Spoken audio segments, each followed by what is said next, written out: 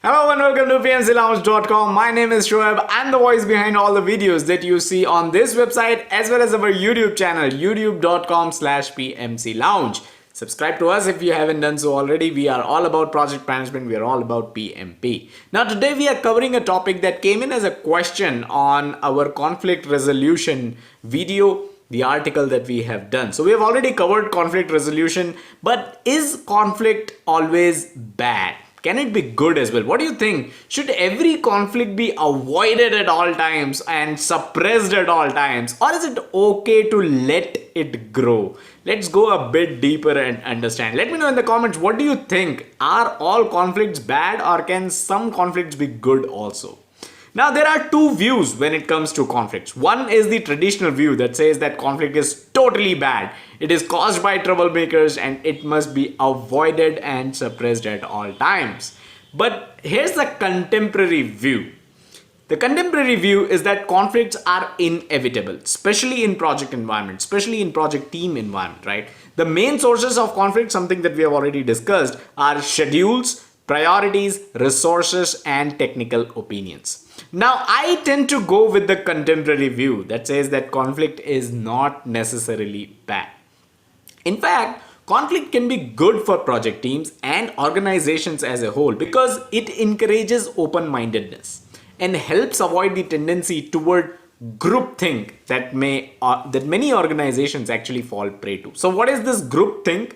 Groupthink is a psychological phenomenon that occurs within a group of people in which the desire for harmony in the group results in an irrational or dysfunctional decision-making outcome.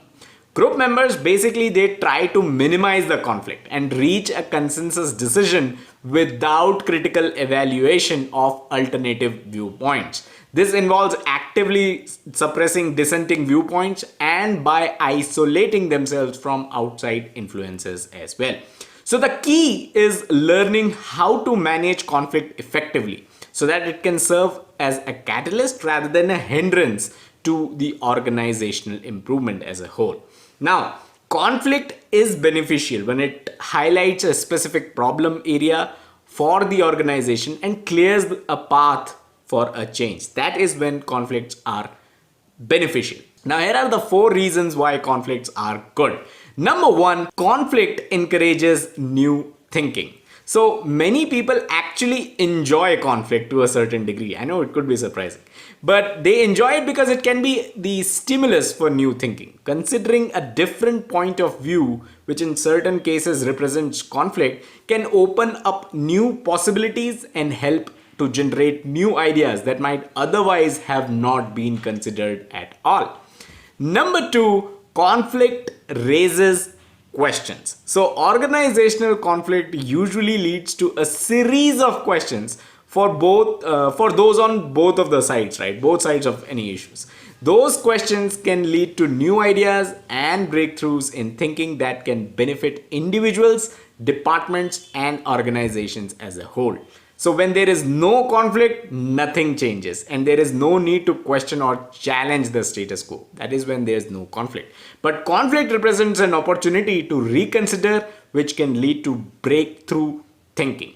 Number 3, conflict builds relationships. Now, this could be surprising, but now being agreeable is nice, but encouraging conflict can actually strengthen relationships. Learning to listen and listening to learn. Learning to listen and listening to learn leads to insights valued by both sides in any conflict situation. Leaders who sincerely value the opinions and ideas of their subordinates are not only more effective leaders, they are also considered more valuable by their employees. If an employee feels that management values his or her opinion, that employee will be motivated to participate. Same applies to project teams. Same applies to you as a project manager. Number 4, conflicts beats stagnation. So organizations that avoid conflict basically avoid change, right? Avoiding change is futile and can lead to the demise of even successful organizations, which we have seen many examples of already. So companies that encourage staff to approach conflict in a positive and productive way can beat the stagnation that opens the doors to competitors. It challenges the ability to continue to provide customers with new and innovative solutions to meet the customer needs. So in these ways, conflicts are actually good. And I agree with the contemporary view that conflicts need not be avoided and need not be suppressed at all times. That's all that I had in this video. Hope I was able to answer the question on whether conflicts are good or bad. What do you think? Let me know in the comments. I'm definitely looking forward to your answers. Subscribe to the channel and hit the bell icon to stay notified whenever we upload new content. Also, don't forget to check out the website pmclounge.com, your #1 free PMP resource. Also, smash that like button if you got value out of this video. Thank you and have a nice day.